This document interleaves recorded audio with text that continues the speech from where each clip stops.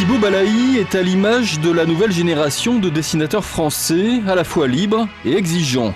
Une série est d'ailleurs devenue la vitrine de cette nouvelle scène graphique, elle s'appelle Les Autres gens, et ce n'est franchement pas étonnant d'y retrouver les dessins de Thibaut.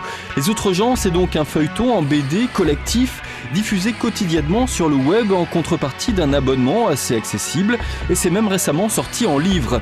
Bref, une nouvelle manière de vendre de la BD et d'en créer. Ça devient une sorte de laboratoire aussi, c'est ça qui est intéressant, autant sur le plan de la narration qu'au niveau graphique. En fait, il y a plein de choses qui se passent, des gens qui choisissent le noir et blanc, d'autres qui sont en fait sur de la couleur, des choses assez spontanées comme de l'aquarelle. Enfin, il y a des gens qui travaillent aussi des images plus infographiques, on va dire, plus avec l'ordinateur.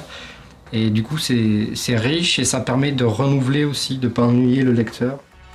Thibaut est lui-même un très gros lecteur et il puise ses influences dans de multiples univers graphiques, dont voici un petit florilège. Si Twombly, donc avec la sorte de liberté qui fait penser à celle de l'enfance. Don Chill, donc c'est un auteur qui m'a vraiment marqué pour le côté très graphique. Le travail très poétique d'Hugo Pratt. Benoît Jacques, donc qui est vraiment un artiste à part entière puisqu'il crée ses livres de A à Z en fait, il les s'auto-édite.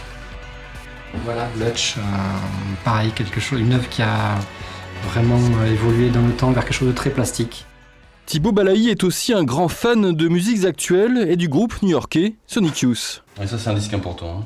Oui, tout à fait. Raymond Petitbon, une pochette qui m'a marqué quand j'étais étudiant et ce qui m'a un peu donné envie de créer moi-même des visuels pour la musique parce que je trouve que c'est très important en fait, d'accompagner le son par une imagerie forte. Il a en effet réalisé plusieurs pochettes d'albums pour des groupes charentais et même des affiches de concerts. Et Thibaut s'amuse aussi à faire des carnets de dessin en live. Dans un premier temps, je me suis remis au croquis, au carnet de croquis, chose que je ne faisais pas vraiment. Jusqu'ici, c'était vraiment du dessin plutôt d'imagination, pas d'observation du réel. Et donc l'idée de vouloir sortir de l'atelier et mon goût pour la musique, ça m'a amené en fait à faire des carnets en direct comme ça pendant les festivals. Autre facette artistique de Thibaut Balaï, les performances au tampon, si, une manière plutôt singulière de faire passer son message de créateur. Ce jour-là, son humeur était nippone et son coup de poignet atomique.